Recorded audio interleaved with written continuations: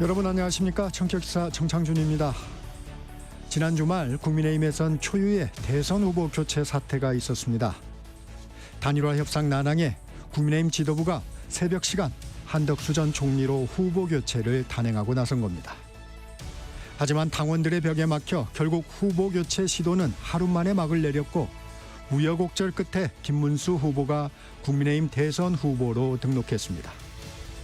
김 후보는 원팀을 강조했지만 당 안팎에선 당 지도부를 향한 책임론이 부각되고 있습니다. 관련해서 국민의힘 김문수 캠프 김행 시민사회 총괄단장 연결해 자세한 말씀 나눠보겠습니다. 2부엔 품격 토론 준비되어 있습니다. 김성태 국민의힘 전 원내대표, 홍익표 더불어민주당 전 원내대표와 함께 대선 전국 현안 짚어보겠습니다. 전격기사는 유튜브로도 실시간 방송됩니다. 5월 12일 월요일 전격기사 출발합니다.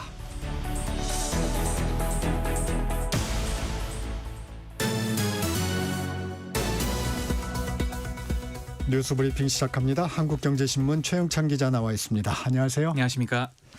오늘부터 21대 대통령을 뽑기 위한 공식 선거운동이 시작되죠? 예. 어제 오후 후보 등록 마감 결과 기호 1번 이재명 민주당 후보, 기호 2번 김문수 국민의힘 후보, 기호 4번 이준석 개혁신당 후보 이렇게 선정됐습니다. 네. 기호 3번인 이 조국혁신당은 후보를 내지 않아서 그 번호는 이제 빈 채로 가고요. 네. 기호 5번 권영국 민주노동당 대선 후보, 6번은 구주와 자유통일당 대선 후보, 7번 황교안 무소속 대선 후보, 8번 송진호 무소속 대선 후보 이렇게 결정이 됐습니다. 네. 7명의 후보가 등록을 해서 이제 오늘 사실 0시부터 선거유세 돌입했습니다. 네. 대선 전날인 6월 2일까지 22일간 공직선거법상 허용된 범위 내에서 이제 뭐 확성기도 사용할 수 있는 그런 선거운동을 이제 펼치게 됩니다. 이 선거법에 따라 후보자 기호는 국회 의석 많은 정당부터 앞선 번호를 부여받고요. 의석이 없는 정당 후보는 정당 명칭 이 가나다 순으로 기호를 부여받습니다. 무소속 후보는 선관위에서 추첨한 대로 결정이 된 겁니다. 그렇군요. 새벽부터 후보들 바쁘게 움직였습니다. 예, 먼저 김문수 국민의힘 후보는 새벽 5시 가락시장에서 유세를 시작했습니다. 민생 문제 해결을 좀 부각시키겠다 이런 의도로 보이고요. 이재명 후보는 아직 새벽부터는 움직이진 않았습니다. 대신에 오전 10시 광화문 광장에서 광장의 유세라는 취지로 선거운동을 시작합니다. 네. 이 광화문 광장이 12.3 비상계엄에 반대하는 시민들의 상징적 공간으로 자리 잡았기 때문이라는 게 민주당 측 설명입니다. 이준석 후보는 0시에 전남 여수 국가산업단지를 방문해 야간 근무 교대를 위해 출퇴근하는 시민들을 만났습니다. 국민의힘 지도부가 대선 후보 교체를 시도했지만 당원 투표 부결로 무산됐습니다. 네, 이 국민의힘 지도부가 추진한 사상 초유의 이 대선 후보 교체 시도가 결국 실패했습니다. 네. 한번 좀 시간 순서로 정리를 해볼 필요가 있는데요. 먼저 이제 지난 9일이죠. 당 지도부와 김문수 후보가 이 국회에서 열린 의원총회에서 자리에서 이제 갈등을 좀 빚습니다. 네. 김 후보가 단일화를 요구하는 의원들 앞에서 당 지도부가 하는 강제 단일화에 응할 수 없다. 내가 나서서 이기겠다 이렇게 말을 했고요. 이 권영세 이제는 전 비대위원장인데 권영세 비대위원장은 대단히 실망스럽다 이렇게 맞받았습니다. 네. 이런 상황에서 김 후보가 후보자 지위를 인정해달라며 이 8일에 냈던 가처분 신청이 9일 오후에 기각이 된 겁니다. 네. 이 김 후보 측과 한덕수 전 총리 측이 단일화 협상을 벌였지만 또 진전이 없었고요. 당 지도부는 이제 10일이죠. 지난 토요일 0시에 비대위와 당 선거관리위원회 회의를 잇따라 열어서 김 후보의 자격을 박탈합니다. 국민의힘은 토요일 새벽 3시에서 4시 후보를 받는다는 공고를 2시쯤 냈는데요. 새벽 2시입니다. 네. 이 한 전 총리가 새벽 3시 30분에 국민의힘에 입당을 한 다음에 대선 후보로 등록합니다. 네. 유일한 후보였습니다. 그때. 한 전 총리가 입당하자마자 국민의힘 대선 후보로 선출된 건데 당 지도부는 후보 교체의 정당성을 확보하기 위해서 이제 토요일 하루 동안 오전 10시부터 오후 9시까지 전 당원을 대상으로 후보 변경 찬반을 묻는 조사를 했습니다. 네. 좀 그때만 해도 무난하게 과반의 찬성을 받을 것이다 이런 전망이 우세를 했는데 네. 근데 예상을 깨고 후보 교체에 반대한다는 의견이 과반으로 집계돼서 후보 교체 안건이 부결이 된 겁니다. 이 상당수 당원이 기습적으로 이뤄진 후보 교체에 절차적 흠이 있다고 판단을 했다 이런 분석이 나오는데요. 결국 이제 논란이 됐던 권영세 비대위원장 사퇴를 했고요. 김 후보는 어제 선관위를 찾아서 대선 후보 등록을 마쳤습니다. 네. 한덕수 전 총리 승복했죠? 그렇습니다. 한 전 총리는 이 보내주신 응원과 질책을 무겁게 받아들인다. 또 모든 것을 겸허하게 수용하고 승복하겠다고 했습니다. 김문수 후보가 후보 등록을 한 뒤에 당사에서 서로 만났는데요. 협력을 다짐하며 포옹도 했지만 이 김 후보가 제안한 선대위원장 자리는 좀 실무 검토를 하겠다면서 즉각 수락하진 않았습니다. 네. 김 후보는 의원총회에 참석해서 내용 수습에 나섰습니다. 이 당 지도부와 갈등을 사과한다며 큰 절을 했고요. 의원들은 박수로 화답했습니다. 권영세 전 비대위원장 사퇴로 공석이 된 이 비대위원장 자리에는 35세 당내 최연소 의원인 김용태 의원이 내정됐습니다. 이재명 민주당 대선 후보는 11일간의 경청 투어를 마무리했습니다. 예, 경청 투어 마지막 일정으로 이재명 후보는 전남 소도시들을 찾았습니다. 이 다산 정약용 선생이 강진 유배 당시 묵었던 사의제를 찾아서 실용주의와 통합, 소통을 이제 강조했습니다. 네. 해남에 가서는 김대중 정신을 강조하면서 화해와 포용 의지를 다졌습니다. 김 전 대통령이 국력을 한데 모아 IMF 경제 위기를 이겨낸 것처럼 민생이 우선이라고 말했습니다. 지난 1일 대선 후보 선출 뒤에 전국 51개 소도시를 방문한 이 후보는 무너진 민생을 되살리는 것이 가장 우선해야 할 책무임을 거듭 실감했다고 밝혔습니다. 민주당 선대위에 범진보 4개 당이 합류했습니다. 예, 조국혁신당, 진보당, 기본소득당, 사회민주당이 민주당 중앙선대위에 합류했습니다. 조국혁신당 김선민 대표 권한대행, 진보당 김재현 상임대표, 기본소득당 용해인 대표, 사회민주당 함창민 대표가 이제 민주당 선대위 공동 선대위원장으로 위촉이 됐습니다. 네. 이들은 지난 9일 광장 대선 연합 정치 시민연대와 함께 민주당 이재명 대선 후보 지지를 선언한 바 있습니다. 검찰이 김건희 여사에게 조사받으러 나오라고 공식 통보했죠? 네, 서울중앙지검 이제 명태균 의혹 전담 수사팀이 윤석열 전 대통령 부인 김건희 여사에게 출석 요구서를 보냈습니다.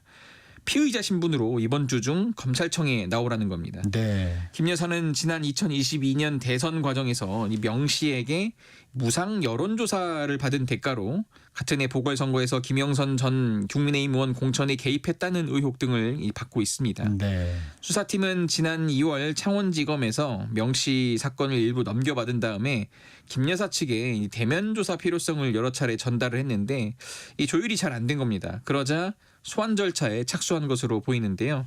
검찰은 주변 인물 조사와 증거 수집이 대부분 끝난 상황에서 김 여사 조사를 미룰 수 없다고 판단한 것으로 알려졌습니다. 김 여사 측은 아무런 입장을 내놓지 않고 있는데 검찰은 김 여사 측이 계속 출석을 거부하면 체포영장 청구 등 강제 수단을 사용하는 방안도 지금 배제하지 않고 있습니다. 이 핵이 있는 국가죠. 인도와 파키스탄이 극적으로 휴전에 합의했습니다. 예, 현지 시간 10일 이샤크 다르 파키스탄 외교장관 SNS에 이렇게 올렸습니다. 파키스탄과 인도는 즉시 발효되는 휴전에 합의했다. 이 파키스탄은 주권과 영토 보전을 훼손하지 않으면서 이 지역의 평화와 안보를 위해 항상 노력해왔다고 밝혔습니다. 인도 외교장관도 이 같은 사실을 공지했는데요. 이게 미국이 중간에 중재한 것으로 지금 알려졌습니다. 네. 두 나라가 휴전에 합의한 건 지난달 22일이죠. 인도령 카슈미르에서 이 발생한 총기 테러를 둘러싸고 지난 7일 서로 공격을 주고받은 지 이제 3일 만에 결정된 겁니다. 그런데 아직 휴전은 합의했지만 이 접경지에서는 여전히 폭발음과 이 섬광이 목격되면서 이 긴장이 계속 이어지고 있습니다. 이 교황으로 새로 선출된 레오 14세가 첫 주일 기도를 집전했습니다. 예, 레오 14세는 이 바티칸 성 베드로 광장에 모인 군중 앞에 등장해서 80년 전 제2차 세계대전이 종식됐다 이런 언급을 하면서 더 이상의 전쟁은 안 된다고 말했습니다. 네. 이 발코니에서 3종 기도를 올린 건데요. 이 오늘날 세계는 제3차 세계대전이 조각조각 벌어지는 극적인 시나리오를 겪고 있다면서 전 세계 강국에 반복해서 이 시의 적절한 호소를 전한다. 전쟁은 이제 그만이라고 외쳤습니다. 지금 방금 말씀드렸던 그 인도 파키스탄에서도 전쟁이 좀 벌어지고 네. 또 우크라이나 전쟁도 아직 완전히 또 종식이 안 된 만큼 이런 그렇죠. 점을 지금 강조를 하고 있는데요. 이어 전 세계에 평화의 기적이 허락되기를 기도한다고 말했습니다. 네. 레오 14세 교황의 즉위 미사는 오는 18일 공식적으로 이제 거행됩니다. 네, 여기까지 듣겠습니다. 뉴스브리핑 한국경제신문 최영찬 기자였습니다. 고맙습니다. 감사합니다. 전격 시사 듣고 계신 지금 시각 7시 30분입니다. 날씨와 교통정보 듣고 전격 인터뷰로 이어갑니다. 전격시사 날씨 정보입니다. 아침까지 짙은 안개를 주의하셔야겠습니다. 지금 동해안을 제외한 전국 대부분 지역에 안개가 껴있고 일부 지역은 가시거리가 200m 미만으로 무척 짧은 상태입니다. 안개는 기온이 오르면서 차츰 옅어지겠고요. 안개가 걷히고 나면 맑은 하늘이 드러나겠습니다. 지금은 10도 안팎의 기온으로 어제 아침보다 1도에서 5도 정도 낮아 쌀쌀하지만 한낮에는 서울 24도, 대전과 광주 25도, 강릉 대구 26도 등으로 어제보다 5도 안팎 오르면서 초여름처럼 덥게 느껴지는 곳이 많겠습니다. 큰 일교차를 주의하시기 바랍니다. 오늘 미세먼지 농도는 대부분 보통 단계에 머물겠지만 서울과 경기도는 오전에 나쁨이 예상됩니다. 현재 서울의 기온은 11.3도입니다. 날씨 정보 송소진입니다. 이어서 이 시각 교통 상황을 KBS 교통정보센터 이현 씨가 전해드립니다. 네, 예상하신 대로 많이 밀리고 있습니다. 서해안고속도로 목포 쪽인데요. 팔곡 분기점에서 8탄 분기점 쪽으로 15km 구간 정체입니다. 서울 방향 광명역에서 금천 쪽으로 답답합니다. 영동고속도로 강릉 쪽으로는 서창 부근에서 막히고 있고요. 반월터널에서 부곡 쪽으로 속도 떨어지고 있습니다. 마성터널 부근은 사고 때문에 정체인데요. 1차로에서 사고 처리하고 있습니다. 용인에서 양지터널 쪽으로 천천히 이동하고 있습니다. 영동고속도로 경부고속도로 부산 쪽으로는 서울시 구간인데요. 서초를 지나서 사고가 있었고요. 이 때문에 한남 나들목에서 서초 쪽의 이동은 더 불편해졌습니다. 서울시내 강동쪽으로 가는 길입니다. 행주에서 한강대교 쪽인데요. 강변북로는 1시간 정도 예상되고요. 올림픽대로는 55분 정도 걸리겠습니다. KBS 교통정보센터였습니다.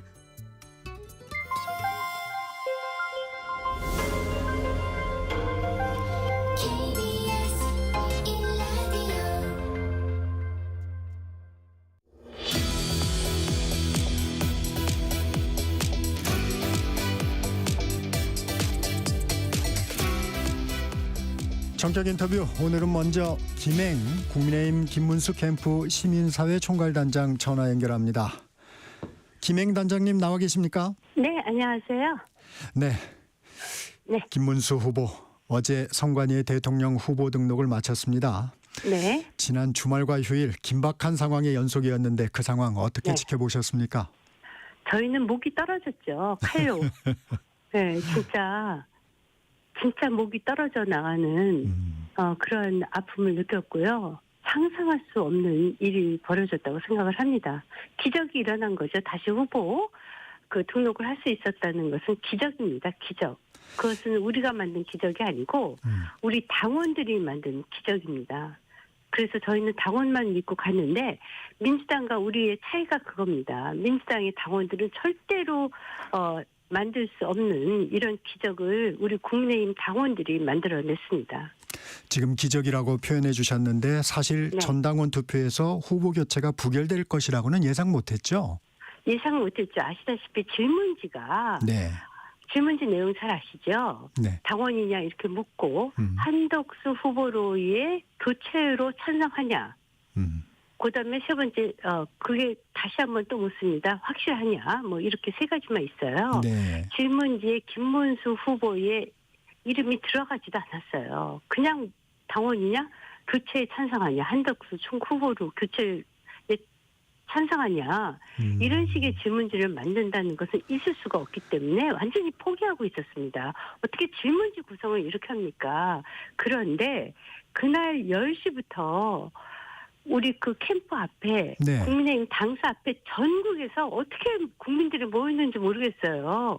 그분들이 모여서 그냥 스피커로 소리를 지르면서 뭐 싼 거 물러나라, 한덕수 물러나라, 막 정말 눈물이 나오는 광경이 연출이 됐어요. 네. 그러면서부터 그 지지자들이 단톡방에 뭐 카톡에 카드뉴스까지 만들어서 SNS에 이거 당에서 여론조사한다. 네. 그럼 무조건 반대해야 된다. 저희가 한 게 아닙니다. 그러면서 저희가 2-3시 넘어서 이게 뒤집어질 수 있겠구나. 그런 기적을 아주 신랄 같은 기적을 좀 기대했어요. 이 김문수 후보는 당원 투표 결과가 나오니까 어떤 반응을 처음 보이시던가요? 처음에 직후에 네. 저희가 이제 사실은 3-4시 넘으면서 하도 우리 당원들한테 연락이 많이 오니까 네. 아, 기적이 이루어졌구나. 이건 기적이다. 그렇게 얘기하시더라고요. 그리고 민주주의라는 것은 그 국민의 그 민심과 당심을 이길 수는 없다. 우리가 민주정당임이 입증이 됐고 역시 정치는 최고의 예술이다. 이렇게 말씀하시더라고요. 네. 네. 당심이 후보 교체를 반대한 이유 어떤 배경일까요? 아니, 생각해 보세요.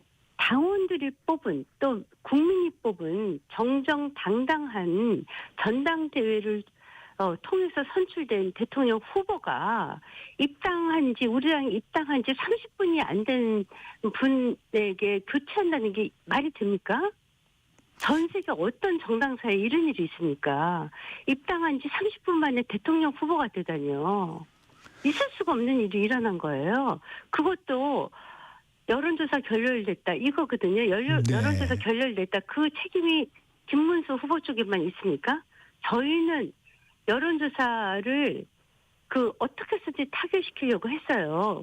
한덕수 후보 측에서는 당한테 맡긴다고 하지 않았습니까? 네.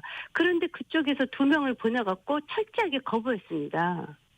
합의가 안 되는 거예요. 그런 상황에 새벽에 3시부터 4시까지 당내에 저는 쿠데타라고 생각을 합니다. 네.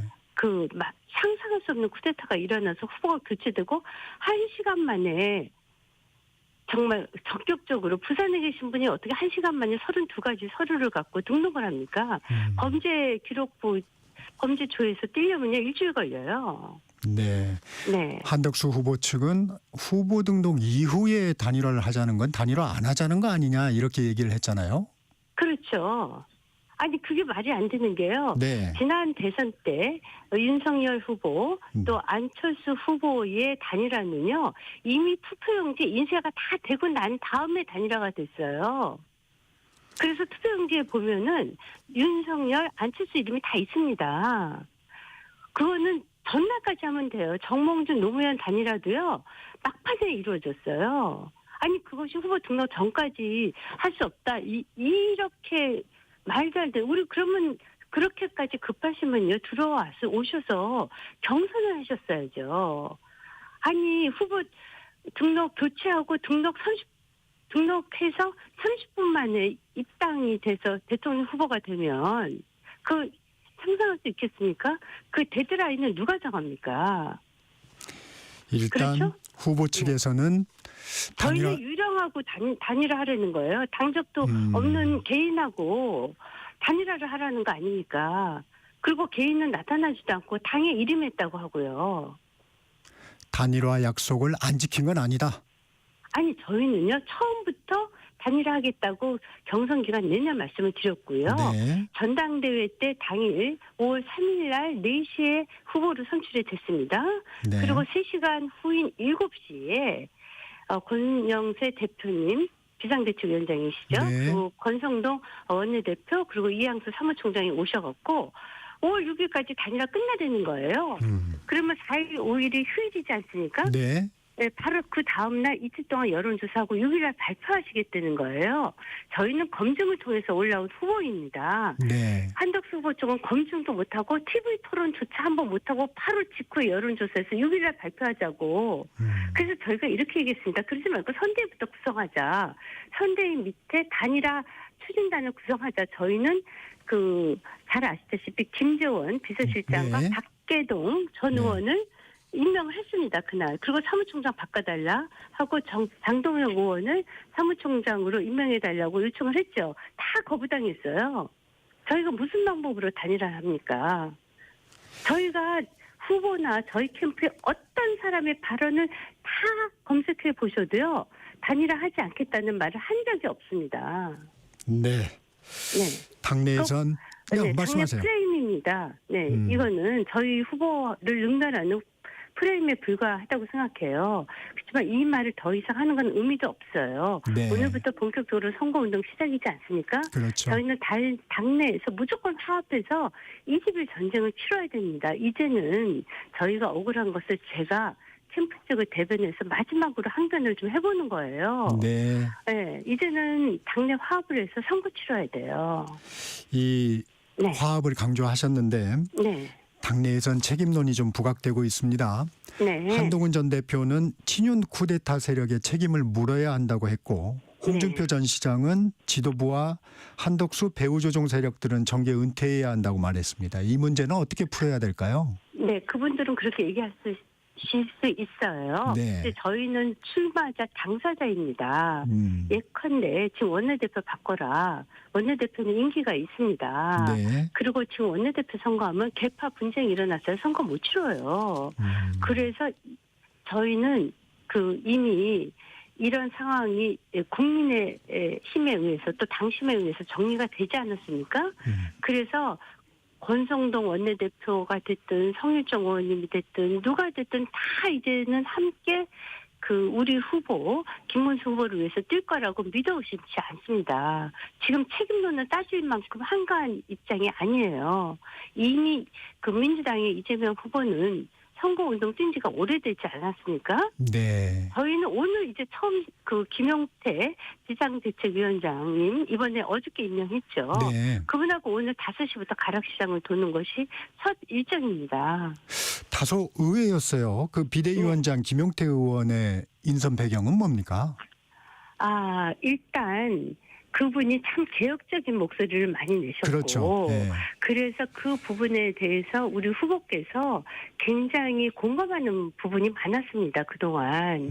그래서 후보가 딱 찍어서 특히 젊은 정치인이지 않습니까? 네. 그래서 우리 후보께서 이런 말씀을 하셨어요. 당신께서는 이준석 전 대표죠. 저희 당에. 네. 그분의 보석 같은 가치도 너무 잘한다.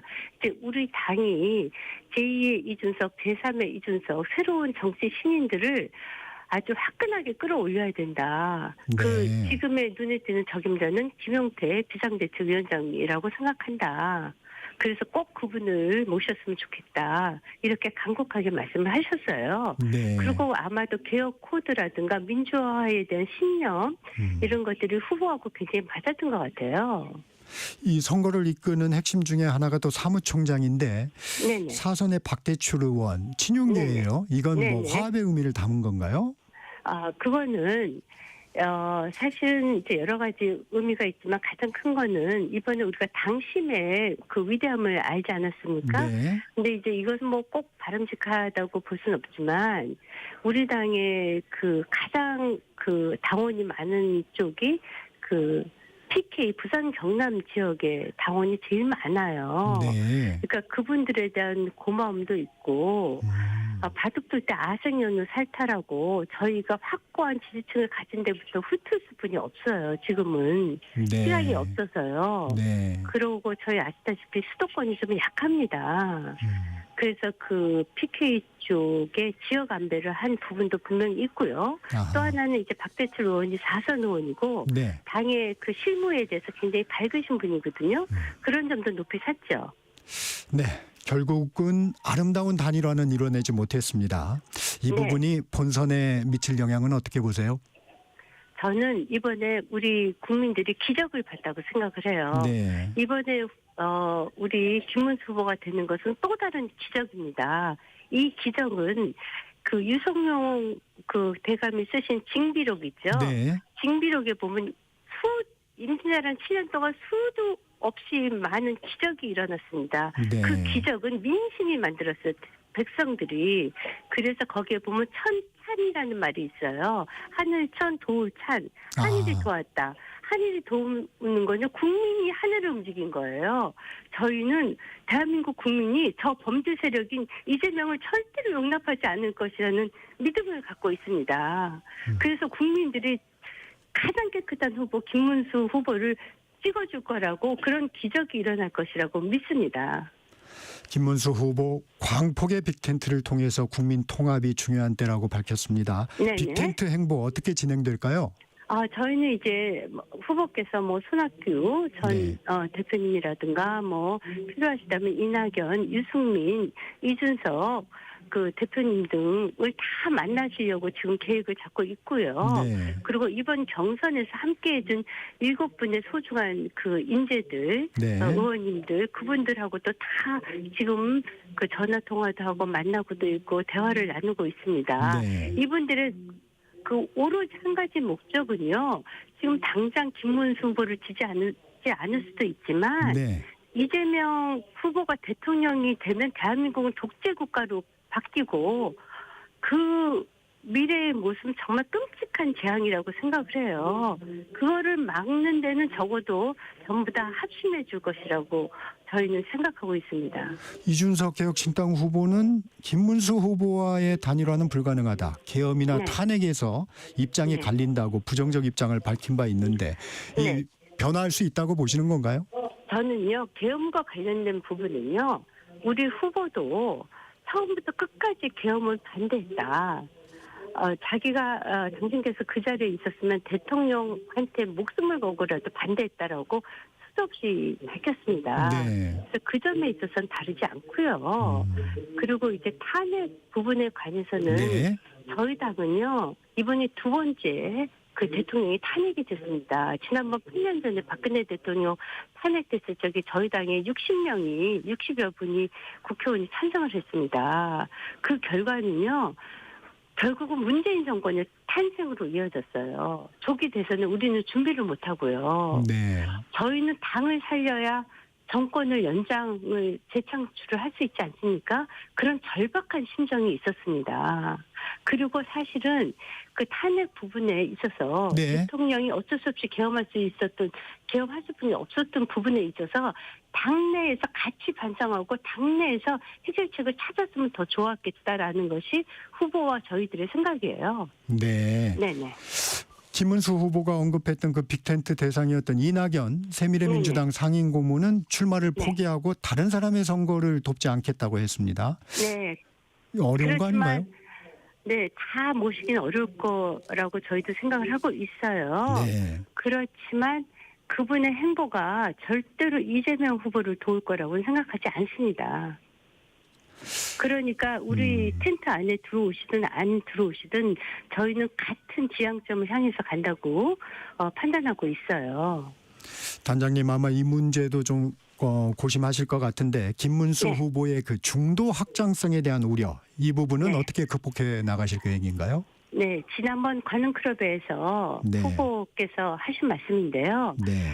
저희 후보는 가장 극단이라고 할 수 있을 정도로 그 박정희 정권과 치열하게 목숨 걸고 싸우신 그 좌파 쪽의 정치인이었습니다. 그렇죠? 그래서 지금 보수 정당까지 왔는데요. 진보 정권에서 보수 정권까지 오기까지 좌우의 날개짓을 함께 하려면 몸통이 있어야 돼요. 좌우의 날개짓을 하는 새가 몸통 없이 날개만 있는 건 아니지 않습니까? 그 몸통을 반드시 통과해야 좌우 날개짓이 되듯이 후보께서 이렇게 얘기를 하세요. 좌에서 중도를 거쳐서 우로 왔지 좌에서 우로 어떻게 점핑을 하냐. 네. 나의 민주주의에 대한 신념, 나의 청렴함, 그리고 나의 약자를 돌보고 가장 밑바닥을 돌아다녔던 나의 진정성을 내 일생을 우리 국민들이 인정해 준다면 나를 좌우 정치인의 틀로 가두지 않고 내가 만 백성을 정말 살리고 싶다는 그런 열정을 가졌던 젊은 시대의 꿈을 지금도 갖고 있으니 선택해 줄 것으로 믿는다 이렇게 말씀하셨어요. 네. 어떻게 새가 몸통 없이 좌우 날개짓을 합니까? 삶의 궤적이 어떤 네. 소구력을 가질 것이다. 네, 그래서 저희의 유일한 경쟁력은요, 김문수 후보의 일생의 삶의 궤적입니다. 네. 그분이 어떻게 살아오셨는지 그거를 꼭 좀 봐주셨으면 좋겠어요. 오늘 오죽하면 입에 달고 다니시는 게요. 네. 청렴하면 영생한다. 청렴 영생. 그리고 부패 즉사. 부패하면 즉사한다. 네. 그리고 민주 영생. 독재 즉사. 그것이 그분이 입에 달고 다니는 말씀이세요. 네. 네, 민주 영생 독재 즉사. 네. 그 말을 꼭 지키실 분입니다. 오늘 선거운동 첫날입니다. 네. 송파구 가락시장을 첫 일정으로 삼은 이유가 있을까요? 거기가 이제 아무래도 도매시장이기도 하고 소매시장이기도 하죠. 네. 그래서 가장 아침 새벽 장에 많은 분들이 모이시는 곳이니까 그곳에서 첫 일정을 시작했다는 것은 굉장히 의미가 있다고 저는 생각을 해요. 네. 그래서 후보도 가장 서민들이 많이 모이는 도매 상인들이 많이 모이는 곳에 가고 싶다고 이렇게 하셔서 그 일정을 새벽 5시 새벽 시장으로 잡았습니다. 네. 그리고 또 하나는 네. 시간이 없어서 새벽부터 뛰어야 돼요. 네. 네. 당내 네. 통합 과정도 좀 살펴보겠습니다. 네, 고맙습니다. 김 후보 큰절을 하면서 넓게 품지 못한 점을 사과하면서 원팀으로 함께 싸워 승리하자 이렇게 밝혔습니다. 네. 단일화 대상이었던 한덕수 전 총리에게 선대위원장 자리 제안했는데 즉답을 네. 얻지 못했어요. 한 전 네, 총리 네. 제안을 네. 받을까요? 저는 그건 모르겠고요. 그렇지만 그분의 마음도 그 국민의힘의 정권 재창출에 있지. 직접 참여하시든 안 하시든 우리의 목표는 똑같다고 생각을 해요. 반 네. 이재명 전선입니다. 한동훈 전 대표는 이런 요구를 했어요. 윤석열 전 대통령 부부와의 절연을 요청하면서 출당 네. 조치가 필요하다. 이 부분은 네. 어떻게 보세요? 아니 지금 선거 20일 앞둔 분한테 그분은 지금 선수가 아니지 않습니까? 저희는 선수예요. 지금 출당하고 이런 거가 무슨 의미가 있습니까? 그 부분은 그리고 더 중요한 것은 저희는 늘 대통령을 내치고 감옥에 보내고 보호를 네. 못했어요. 저희가 보호할 힘도 사실은 없어요. 그 부분은 윤석열 대통령께서 현명하게 판단하실 것이라고 저희는 믿습니다. 경성 경전자였던 한 분 얘기만 더 해보겠습니다. 네네. 홍준표 전 시장은 네. 이번 대선은 이재명 후보와 개혁신당 이준석 후보와의 양강구도라고 했습니다. 김문수 후보와의 협력 의지가 없어 보이는데 어떻게 보세요? 그건 아니에요. 저희 김문수 후보를 정말 도와주고 싶어 하셨어요. 네. 그런데 이제 후보 교체 작업이 일어나니까 그 뒤에 이준석 후보께서 그 공항까지 쫓아가셨죠. 네. 그때 하신 말씀이에요. 이제 이재명 대 이준석으로 치러진다. 그거는 저희도 그렇게 생각했어요. 저희는 5월 10일 날 실질적으로 당이 사망 선고를 받은 거예요. 네. 국민들로부터 민주주의가 사망하거든요. 한덕수 후보가 돼도 절대로 2등을 못했을 거예요. 어떻게 그런 정당이 국민한테 표를 달라고 하겠습니까? 그러니까 그 시점에서 홍준표 전 시장님께서 그렇게 말씀하신 건 너무나 당연한 거예요. 그렇지만 지금 김문수 후보가 기적같이 다시 살아나지 않았습니까? 이제는 달라지죠. 이제는. 윤석열 물론- 네.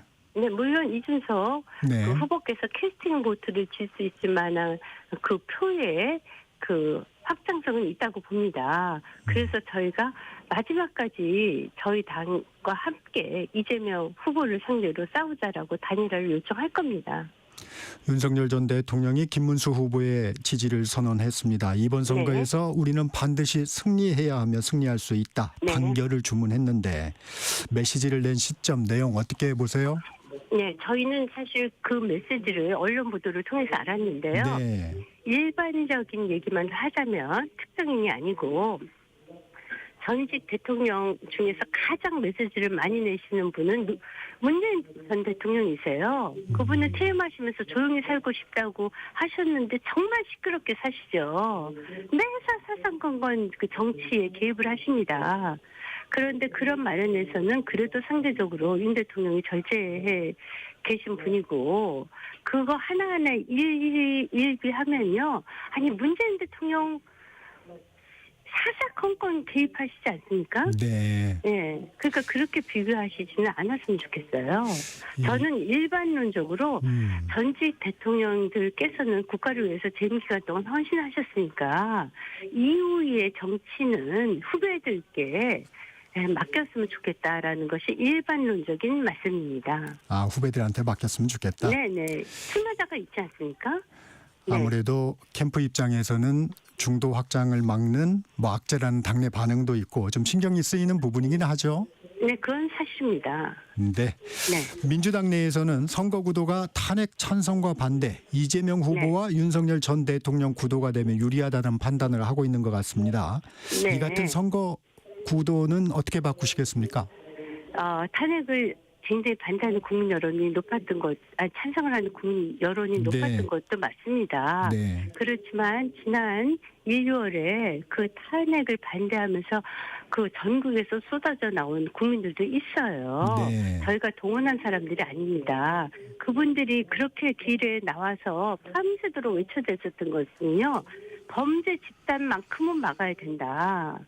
저는 이번 그 대선은 범죄와의 전쟁이라고 생각을 해요. 네. 아니 정과 사범에다 범죄 피의자가 대통령이 되고 오늘 아침 뉴스에서도 이재명 후보의 배우자 2심 판결을 네. 선거 이후로 미루자고 하지 않습니까? 네. 사법 마무리해 농단을 주시고요. 마무리 저렇게 자기 마음대로 입법 사법 행정을 네. 휘두르는 이러한 범죄 집단을 국민들이 저는 절대로 용서하지 않는다고 봐요. 그래서 독재와의 전쟁, 범죄와의 전쟁이 이번 선거의 키가 될 것이라고 봅니다. 네, 여기까지 듣겠습니다. 지금까지 네. 김행 국민의힘 김문수 캠프 시민사회 총괄 단장이었습니다. 단장님 고맙습니다. 네, 감사합니다. 네. 전격기사 1부 마칩니다. 전하는 말씀 듣고 2부 품격 토론에서 뵙겠습니다.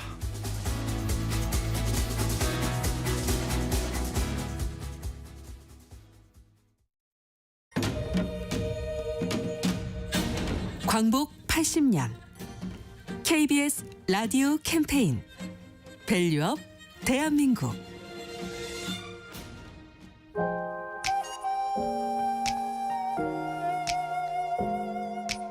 안녕하세요. 대한민국 기능 전승자 전통탈 1호 신정철입니다. 우리나라가 5,000년 역사라고 그러잖아요. 그렇게 역사가 긴 나라는 탈이 다 있었습니다. 전 세계에.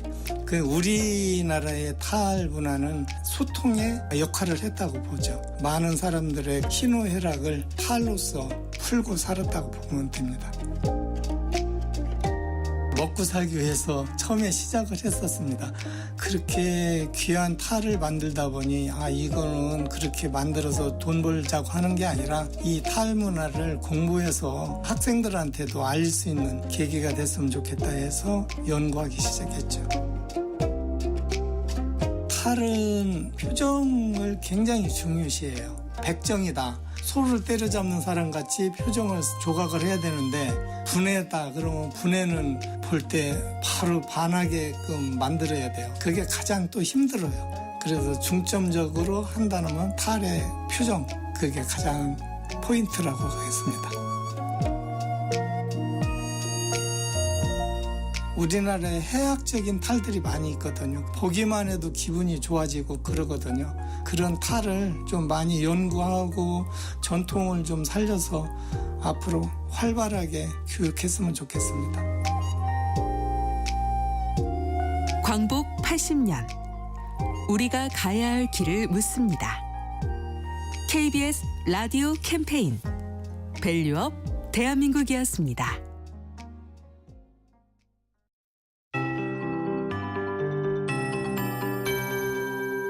KBS 58분 날씨. 아직 안개가 짙게 낀 곳이 많습니다. 지금 가시거리가 파주는 80m, 구례 100m, 영월과 홍천, 나주는 200m 등으로 무척 짧은 상태여서 교통안전에 주의하셔야겠습니다. 안개는 기온이 오르면서 차츰 옅어지겠고요. 안개가 걷히고 나면 전국에 맑은 하늘이 드러나겠지만 오전까지 서울 등 수도권은 안개와 미세먼지가 뒤엉켜 하늘이 뿌옇게 보이는 곳이 있겠습니다. 오후에는 대기 확산이 원활해지면서 수도권의 미세먼지 농도도 보통 단계를 회복하겠고요. 그 밖의 지역의 먼지 농도는 종일 보통에서 좋음이 예상됩니다. 현재 기온은 10도 안팎으로 어제 아침보다 1도에서 5도 정도 낮아 쌀쌀하지만 한낮에는 서울 24도, 대전과 광주 25도, 대구와 강릉 26도, 제주 23도 등으로 어제보다 1도에서 6도 정도 높겠고 평년 기온을 1, 2도가량 웃돌며 조금 덥게 느껴지는 곳이 많겠습니다. 일교차가 15도 안팎으로 무척 크게 벌어지니까요. 옷차림에 신경을 쓰시기 바랍니다. 오늘 호흡기와 눈에 해로운 오존 농도가 전국적으로 나쁨이 예상되고요. 또 자외선 지수도 높겠습니다. 현재 서울의 기온은 12.8도, 습도는 86%입니다. 송소진입니다.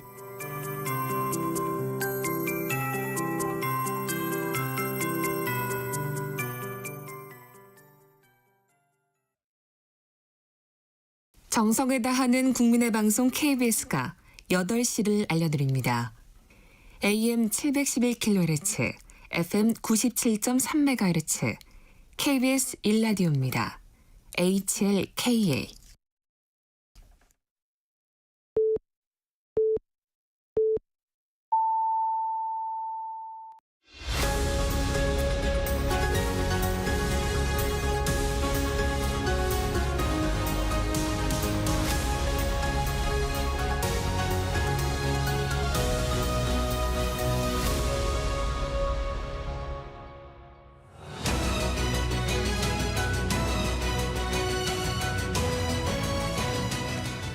매주 월요일 정치 현안을 품격 있게 토론하는 품격 토론 시간입니다. 먼저 김성태 전 국민의힘 원내대표와 인사 나눕니다. 대표님 안녕하세요. 예, 안녕하세요. 예. 홍익표 전 민주당 원내대표께서 지금 열심히 계단을 올라오고 계시는 모양입니다. 먼저 이 얘기부터 해보겠습니다. 예, 그러시죠. 지난 주말과 휴일 국민의힘 대선 후보 결정 과정 어떻게 보셨습니까? 사실상 국민의힘 그래도 대한민국 보수 정당 역사의 산실로서 지금 뭐 60년 동안 대한민국 뭐 집권 세력으로서 대한민국이 세계 10위권의 경제 대국으로 이렇게 성장시키고 나름 자부심과 그 보람으로 네. 국민들에게 늘 신뢰를 받아온 그런 정당이 어쩌다가 이렇게 처참하게 정말 몹쓸 짓을 해서 네. 그 11시간의 그 한마디로 후보 교체 과정은 막장 드라마도 이런 어느 소설 작가도 이렇게 쓰지도 못해요. 응? 전당대회를 통해서 선출된 그 정상적인 후보를 갖다가 그래서 야심한 새벽에 그것도 예? 후보 자격을 막 박탈시켜버리고 그리고 1시간 만에 다시 재입 후보 공고를 통해 가지고 그것도 특정 후보만이 예? 등록할 수밖에 없는 그런 상황을 가지고 그걸 네. 민주정당 공당이 이렇게 정상적인 후보 교체로 이렇게 우리 당원들이 수용할 수 있었겠습니까? 아무리 우리 당원들이 후보 지금 단일화를 통해서 한덕수 후보와의 단일화를 통해서 반드시 이재명 민주당 후보만은 이겨야 된다는 그런 절박함이 있었지만 네. 이런 방식으로 그 절박함을 해결할 수 있는데 결국 동의가 이루어지지 않은 거죠. 네. 말씀하시는 순간에 우리 홍익표 전 민주당 원내대표님이 열심히 뛰어오셨습니다. 죄송합니다. 아침에 선거운동 잠시 하고 오느라고 그러셨군요. 예, 차가 좀 밀렸습니다. 네. 지금 그 얘기하고 있었습니다. 주말과 휴일 정말 그 초유의 국민의힘 대선 후보 결정 과정 어떻게 보셨는지. 지금 숨을 좀 고르셨나요? 예, 괜찮습니다. 예. 네. 어떻게 이번에 보셨어요? 그 국민의힘 그 과정이죠.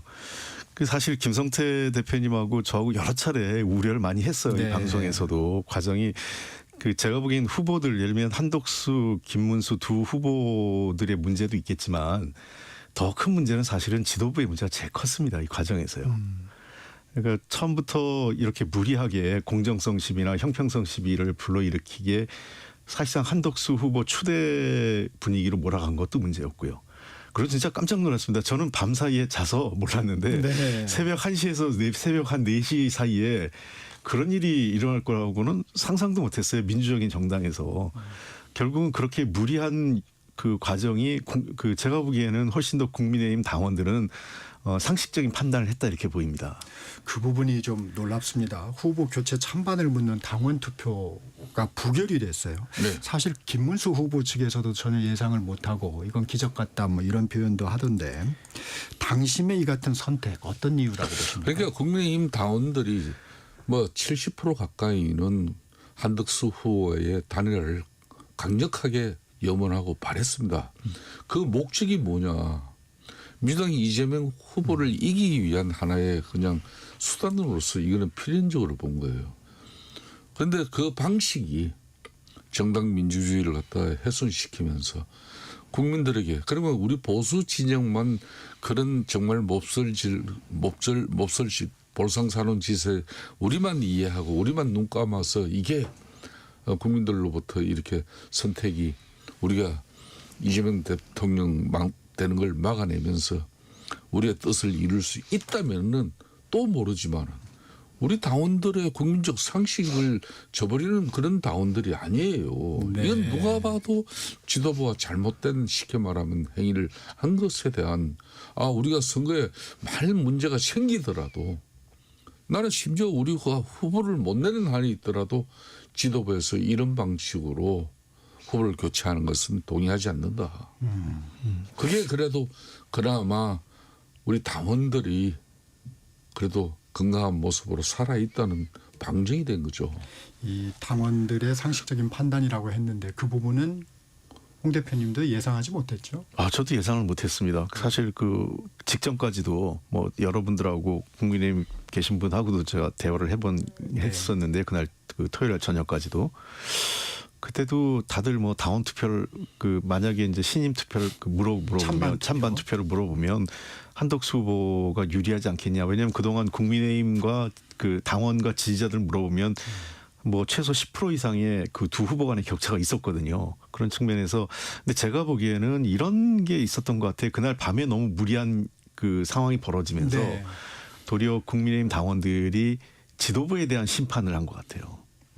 당원 투표는 예, 당원 투표가 이렇게까지 하면서 예를 들면 한덕수 후보가 월등하게 이재명 후보하고 근접했거나 앞서는 후보라면 뭐 지도부의 선택을 이해할 수 있었겠는데 사실 뭐 그 지지율 조사를 보면 김문수 후보보다 조금 더 나온다는 거지 이재명 후보를 앞서는 상황은 아니었단 말이에요. 그러니까 그렇게 그러면서 이런 공정성 시비, 당의 어떤 민주적 절차나 이런 것들을 다 무시하면서 이런 게 맞느냐라는 게 하나 있었던 것 같고 보이지 않게 움직였던 것은 결국은 8명의 후보 그 뭐 1차 예선을 거치고 올라온 8명의 후보가 다 아웃된 거 아니겠습니까? 그 상황이에요.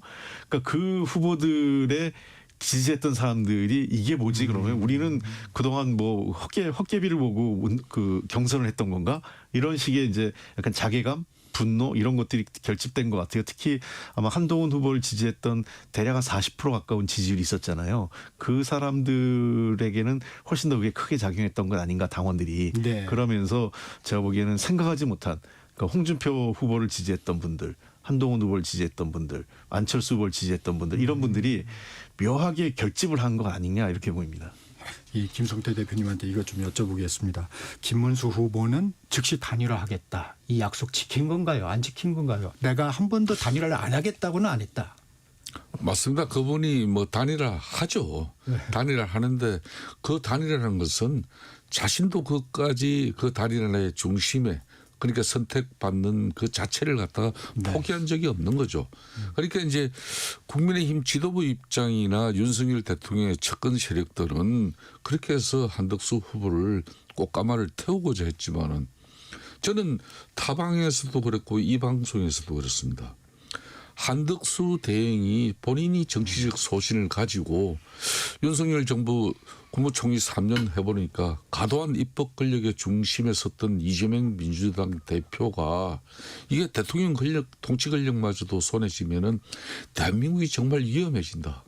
그런 측면에서 자신이 직접 국회에서 3년 동안 이재명 대표 중심의 민주당을 경험한 자신으로서 이걸 그냥 방치하고 두고 볼 수 없었다.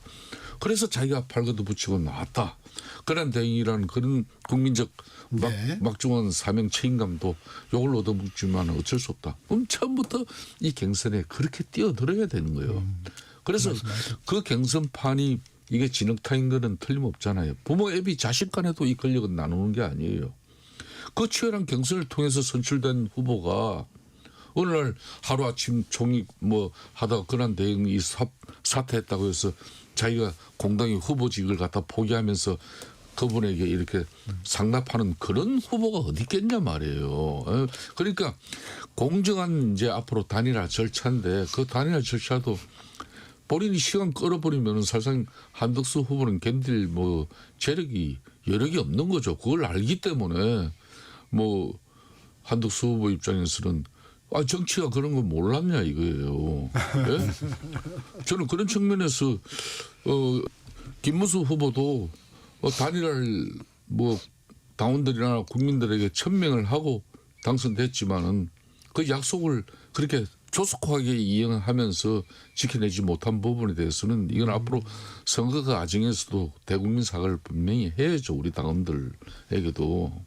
이게 법적으로요. 네. 즉각이라는 말이 누구에게는 내일 뭐 어떤 결과 끝나고 뭐 24시간이 즉각일 수 있고 어떤 사람은 한 달 내가 즉각일 수도 있어요.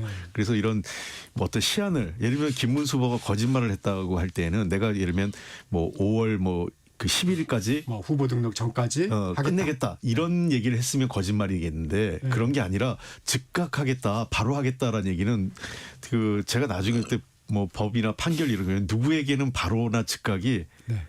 하루 이틀이고 누구에게는 일주일 뭐 한 달일 수 있기 때문에 이 즉각의 의미라는 것은 상당히 추상적이고 주관적이에요. 그래서 물론 당초 많은 사람들이 예상했던 것보다는 늦어진 건 맞죠. 대부분의 사람들은 경선 과정에서 즉각이라는 의미의 해석은 후보 등록 전으로 생각을 했을 거예요. 그러니까 왜냐하면 그 국민의힘 상식적으로. 후보, 국민의힘 후보 기호 2번을 누구라도 달고 나가려고 특히 그때는 경선을 하면 한덕수 후보가 이길 것으로 예상을 많이 했던 상황이기 네. 때문에 한덕수 후보가 무소속으로 나가지고 기호 2번 못 달면 어떡하냐 이런 우려가 지도부나 안팎에 있었던 건 사실이고 그런 측면에서 단일화라는 것은 기호 2번을 놓고 단일화하는 거다라는 측면에서 그런데요.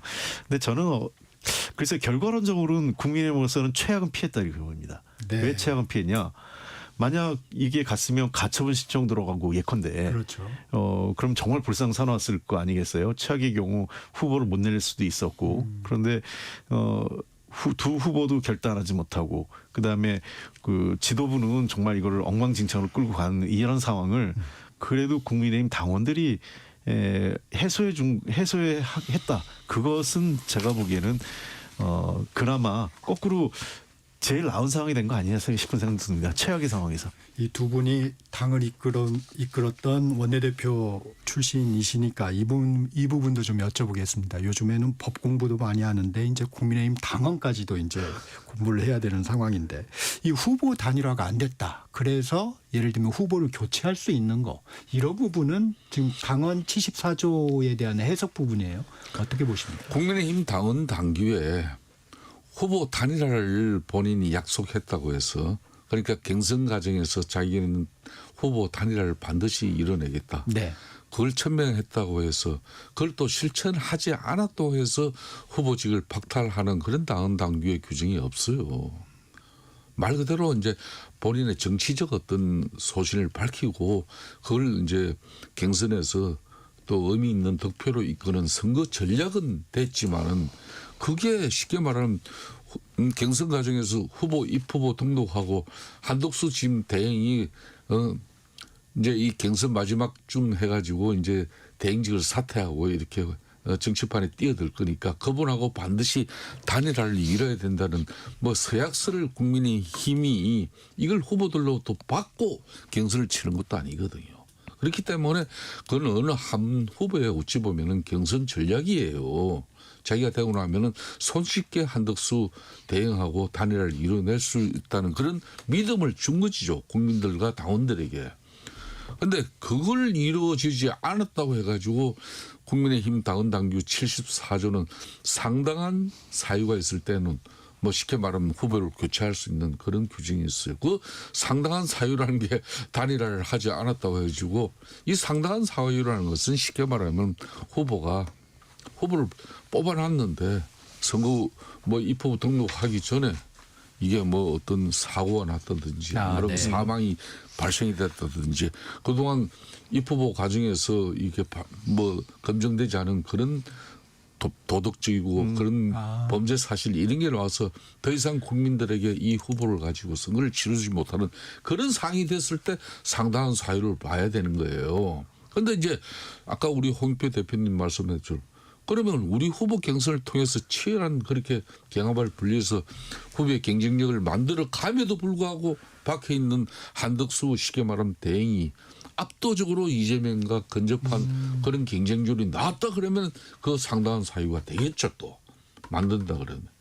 근데 그것도 아닌 상태에서 그 당헌 당규 규정을 걸어가지고 그것도 야심한 새벽에 후보직 자격을 박탈해버리고 그리고 한 사람만을 위한 그런 선출 공고가 돼버리고 그걸 또 새벽에 의결해서 눈 뜨고 보니까 후보가 바뀌어 있는 이 정말 이거야말로 대한민국 정당사에 커다란 오점을 남긴 그런 추악한 정치 행위가 아니라 할 수 없는 거죠. 저는 이걸 지금 오늘 같은 날 우리 후보 그냥 김문수 후보의 그냥 엄청난 그냥 경쟁력이나 지금까지 살아온 족적에 대해서 좋은 이야기만 우리 유권자 국민들에게 해도 모자라는데 이런 이야기는 반성 속에서 우리가 좋은 이야기를 해야 되는 겁니다. 홍 대표님 어떠세요? 이제 뭐 다 말씀하셔서요. 저도 그 남해당 그 당원 당규까지 제가 공부를 했는데 그 74조 이게 상당한 사유가 제가 직접 그 법조인들한테도 여쭤봤어요. 네. 주변에. 그러니까 이게 법문에도 이 상당한이라는 표현이 가끔 있습니다. 상당한이라고 할 때는 거의 중대한 이유에 가까워요. 그러니까 지금 그 국민의힘에서 후보 교체 사유로 제시한 게 한덕수 후보보다 경쟁력이 떨어진다.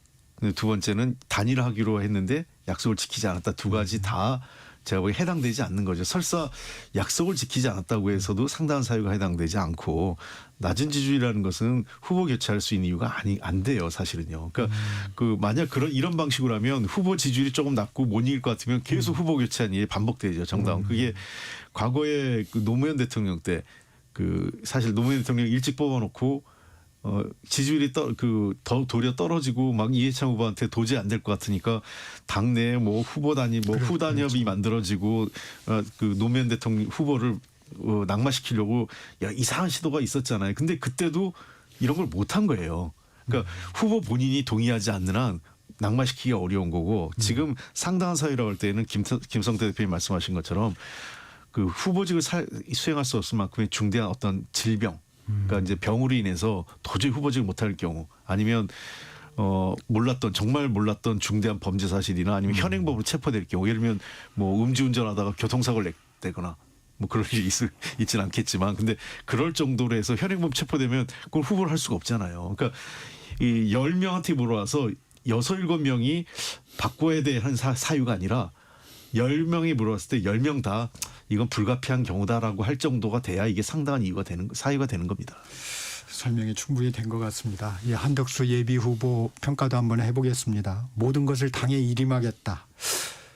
다소 권력 의지나 정치 근육이 부족하다 이런 지적도 나왔는데 이제 후보의 이제 이번 결과를 승복했는데 한덕수 예비 후보의 이번 대선 과정에서의 행보는 좀 어떻게 평가하세요? 이 정치라는 걸요. 만만하게 보면은 이 만만한 정치에 있어서 자신이 평생 쌓아온 그 등반과 또 뭐 상대로부터 국민들이나 이런 실망 이런 거 한 방에 다 잃어버리는 게 이게 정치입니다.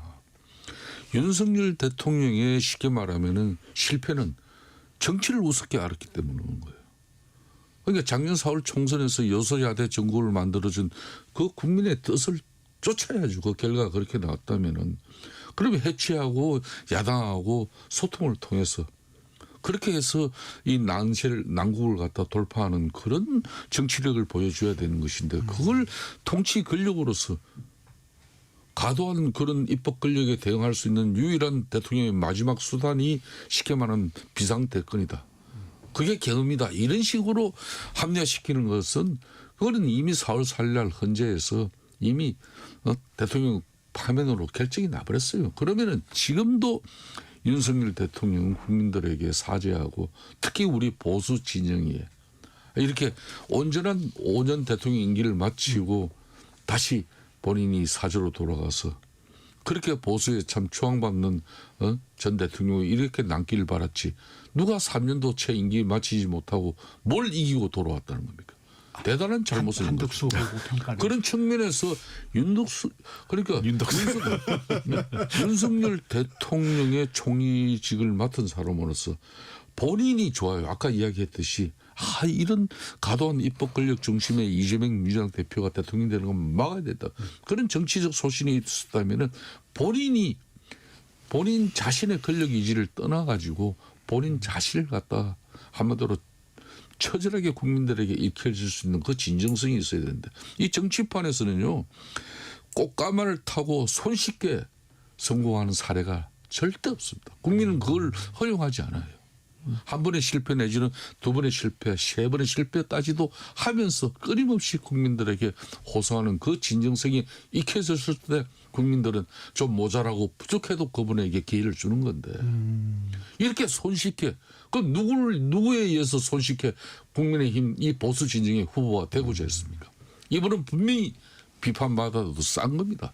제가 오직하면은 국민의힘 후보 경선 4강에라도 늦게라도 뛰어들어서 그들과 이 진흙탕 싸움에서 동질감을 느끼고 동지애라는 걸 느끼라. 그래야 진정한 보수의 가치와 이념을 가지고 선출되는 후보가 되는 것이다. 그런데 왜 손쉬운 생각을 했습니까? 잘못된 거죠, 이거는. 한덕수 전 총리는 이번에는요 명분도 실리도 다 잃었다 이렇게 생각을 합니다. 본인 인생에서 가장 오점을 남긴 마지막 행보가 된 것 같습니다. 누가 그 약간 좀 그 비아냥거리면서 했던 말인데 평생을 임명직만 해서 대통령 후보도 임명직으로 받으려고 했던 거 아니냐 이런 얘기를 그러니까 사실상 그 아무런 경선 과정도 없이 자칫하면 임명직 그 대선 후보가 될 뻔을 했었죠 국민의힘에. 제가 보기에는 그건 정말 바람직하지 않았던 것 같아요. 그리고 저는 왜 그 대통령이 되려고 하는지에 대해서도 목표의식도 뚜렷하지 않았었고요.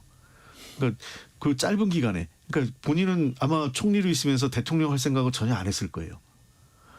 그리고 대통령 그 권한 대행이 되고 나서 이제 주변에서 이제 부축이니까 이제 얘기가 나오니까 조금 얘기하는데 처음에는 거의 손살이 쳤거든요. 그렇죠.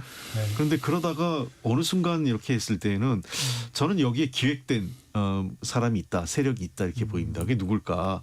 이제 지금 뭐 그 정치권 주변에서는 윤석열 대통령 전 대통령과 그 주변 또 친윤 세력들 이렇게 얘기를 하는데 한덕수 후보가 그렇다고 뭐 뚜렷한 경쟁력을 갖고 있는 것도 아니고 그렇다면 그 자꾸 얘기가 나오는 게 결국은 친윤 세력의 일부는 그 이번 대선에서 국민의힘이 승리하는 것보다는 당권을 네. 지키는데 더 그런 얘기가 목표가 나왔죠. 있었던 것 네. 아니냐. 거기에 한덕수 후보가 잠시 그러니까 그 국민의힘 후보로 나와서 잠시 후보로 하고 떨어지면 한덕수 후보라는 사람은 당내 무슨 세력 있는 사람이 아니고 그 연세를 봐서 더 정치할 사람도 아니지 않습니까?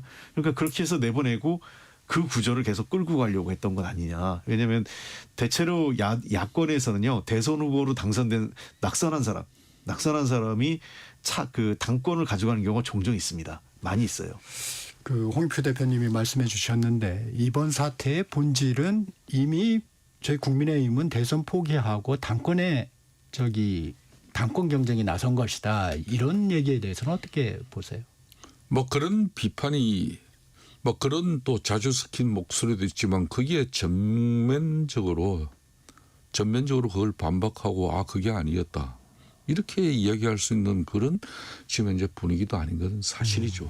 아니 이게 그래도 이 대한민국 정치라는 것은 보수와 진보의 양날개가 건강한 날개짓이 이루어져야만 먼 창공을 이렇게 날개짓을 통해서 멀리 날아갈 수 있는데 높이 오르고 이게 보수의 날개가 이렇게 사정없이 꺾여버리면은 아무리 건강한 새도 추락하고 말아버립니다.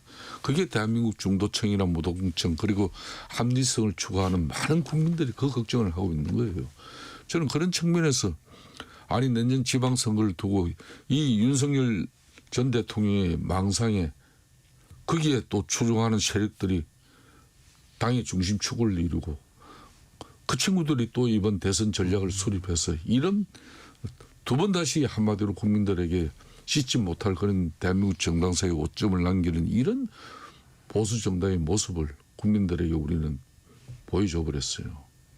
그 최종적인 목표가 당권 앞으로 이번 선거는 지더라도 당권이라고 하면은 앞으로 이제 김문수 지금 후보나 김용태 이제 비대위 위원장은 그 세력들부터 척결을 해야죠. 예?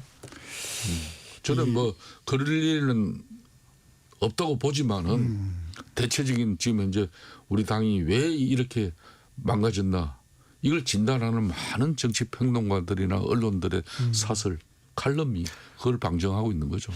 요즘 제가 정치권에 대해서 이런 분 얘기하는 분이 참 많아요. 정치권 염치가 없어요. 그러니까 그리고 책임지지 않는다. 사실 이 정도 물론 이제 권영세 비대위원장이 사퇴는 했습니다만 네.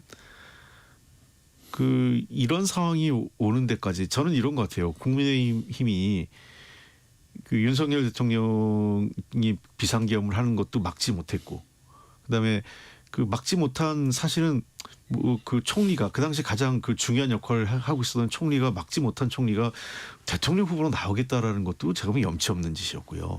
그리고 두 번째, 그래서 탄핵까지 됐잖아요. 그러니까 탄핵 전까지는 그렇다 치더라도 탄핵되고 나면 법적 그 판결이 난 상태고 이제는 그 국민들께 뭔가 낮은 자세로 사과하고 그에 대해서 책임지는 사람이 있어야 되는데 제가 몇 번 이 자리에서 했지만 소위 그동안 호가호위했던 사람들이 우리가 잘못했다. 우리가 대통령 잘못 모시고 정권 운영을 잘못하는데 우리 책임도 있다고 하면서 백의종군 내지는 뭐 불출마 선언하는 사람이 하나도 없다는 것도 전 놀랍습니다. 이런 상황에 대해서도 아무도 제가 이쯤 되면은 뭐 한 다섯 그 소위 친윤 핵심이라고 얘기하는 대여섯 명 정도는 백의종군 선언을 하면서 불출마 선언 정도를 해줘야 이 당내에 숨통이 트이는 거거든요. 근데 그런 것들이 전혀 없는 거예요. 그냥 당이 어떻게 되든 뭐 정권이 어떻게 되든 뭐 이런 거 관계없이 나는 나의 국회의원 뺏지 않아 지키겠다. 이렇게 정치에서는 전 안 돼요. 그러니까 지금 물론 뭐 민주당에 대해서 그런 얘기하는 분들이 있기 때문에 전 뭐 그 네. 모든 그 정치권 전체가 다 그런 얘기하는데 그 정치를 저는 그래서 비루하게 하면 안 된다 생각합니다.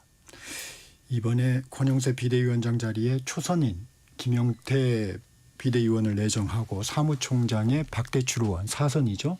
네. 그 부분은 좀 어떻게 평가하십니까?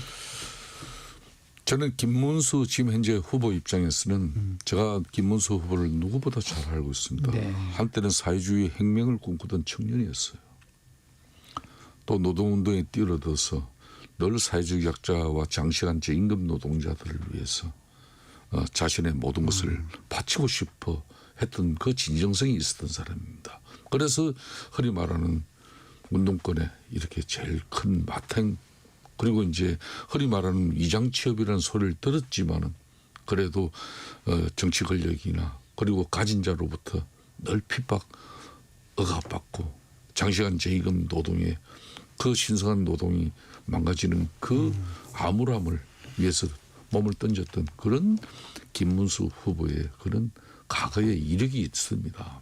이 사람이 비록 자신이 후보가 되는 과정 속에서는 국민의힘 당내 때로는 윤석열 대통령을 적극적으로 지지하는 그런 강성 지지층뿐만 아니라 정통적인 보수의 이 지지층으로부터 자기가 후보의 지위를 확보하기 위해서 그렇게 해서 처신을 했는지 모르지만은 지금 우리 당이 안고 있는 이 문제점에 대해서는 이걸 또 극복하고 돌파하지 않고서는 결코 중도 무당층의 그런 합리적 국민으로부터 선택받을 수 없다는 걸 누구보다도 잘 압니다. 그렇기 때문에 35살의 청년 정치인 김용태 의원에게 이 당의 매운을 맡긴 거 아니겠습니까? 제가 그런 측면에서 오늘 아침에도 제가 새벽에 일찍 그 김용태 우리 네. 의원에게 제가 참 소통을 했어요. 네. 제가 다른 내용이 아닙니다. 저는 안부도 생략한 채 한 말씀 드렸어요. 마지막 기회이고 지더라도 의미 있는 시간을 가질 수 있는 그런 골든타임의 중심에 당신이 서 있다. 피도 눈물도 없이 이를 악물고 독해져야만이 절체절명의 이런 보수를 지킬 수 있다. 지금의 보수는 결코 보수가 아니다. 네. 단죄해야 한다. 윤석열 대통령의 포켓 정당 이미지를 끝장내라. 또 국민에게 사죄하고 또 사죄해야 된다. 여전히 측근들이 당의 중심에 서서 당을 지락펴락하는 그 모습은 파렴치 그 이상 이하도 아니다. 네. 이거 청산만이 살 길이다. 그걸 제가 호소했어요. 본격 토론 잠시 쉬었다 가겠습니다. 전격시사 2부 여기서 마치고요. 잠시 후 3부에서 본격 토론 이어집니다.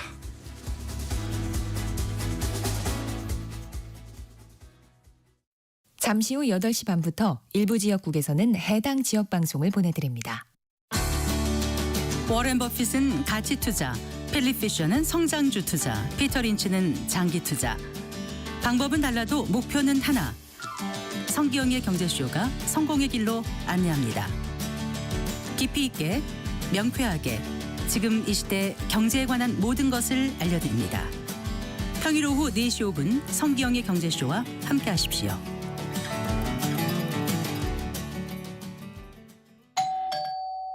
편지 왔습니다. 퇴근길 지친 당신에게 힘이 되는 뉴스를 전해드립니다. 매일 저녁 5시 5분 당신과 함께 읽는 세상 이야기 KBS 1라디오 뉴스레터 K. 지금 시각은 8시 30분입니다. KBS.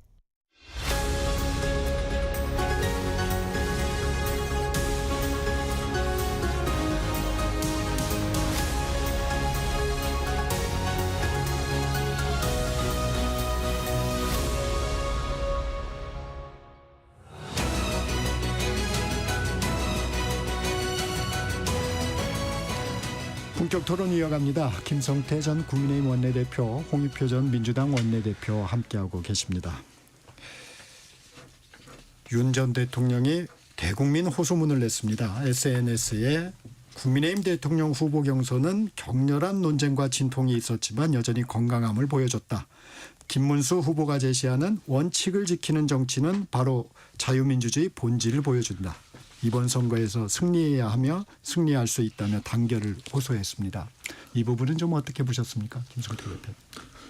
승리할 수 있고 승리해야만 한다 그러면은 제발 윤석열 대통령께서는 좀 조용히 계셔 주는 게 도움이 되는 거죠.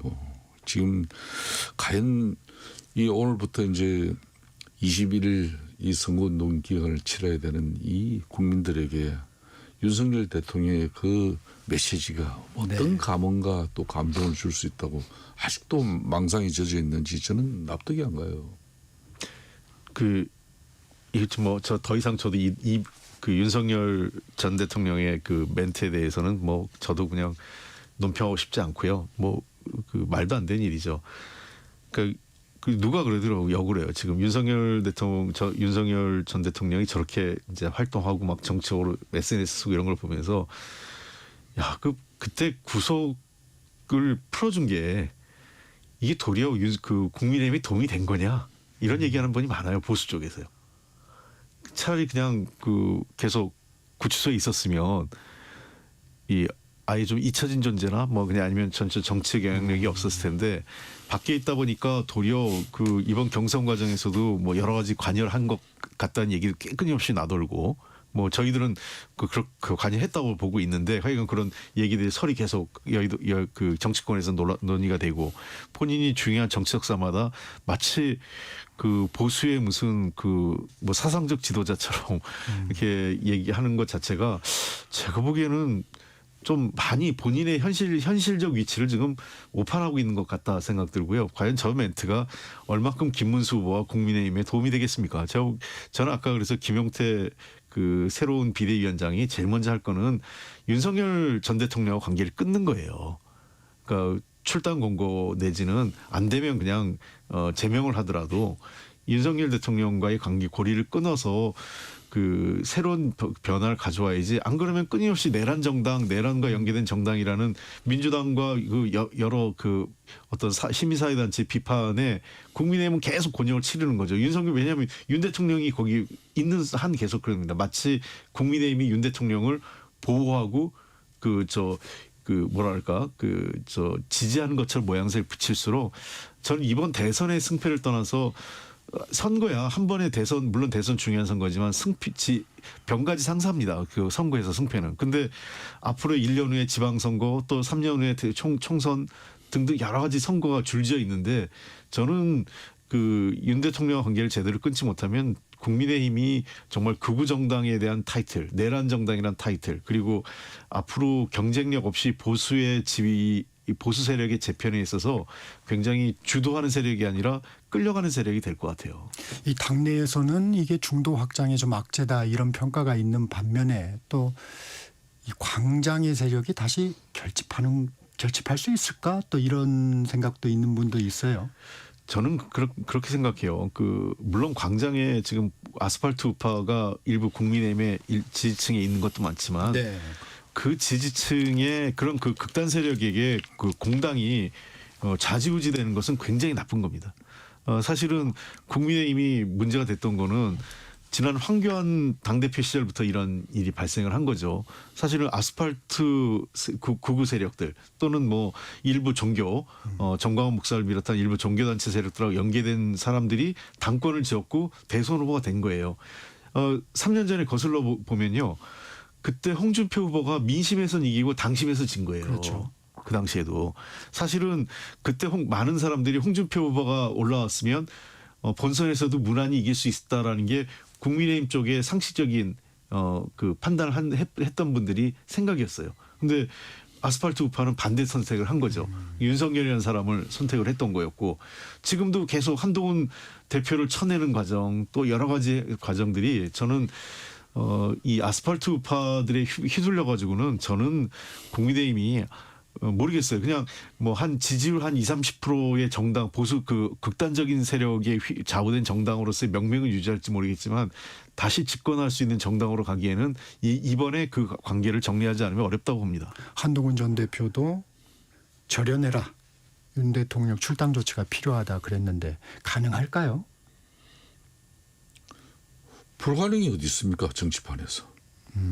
정치판에서는 특히 대선을 목전에 두고 이기기 위해서는 정말 복망산천에 있는 조상을 찾아가서라도 한 표 한 표 이렇게 도와달라고 이렇게 간절하게 김문수 없습니다. 후보가 탄핵을 반대했기 때문에. 네.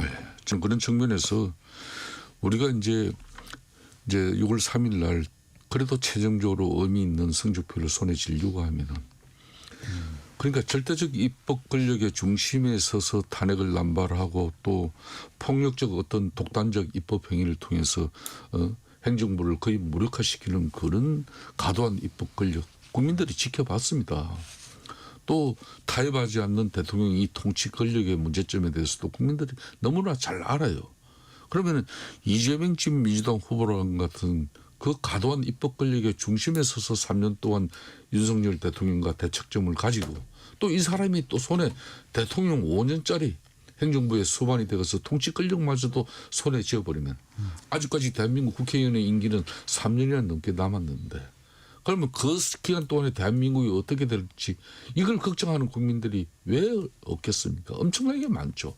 그러기 위해서는 우리가 건강해져야 된다는 겁니다. 국민의힘이 뼈를 도려내고 살을 정말 도려내는 그 아픔을 겪더라도 자정 노력을 통해서 우리가 이렇게 변화하면서 윤석열 대통령의 개헌과 또 내란 행위에 대해서는 잘못됐다.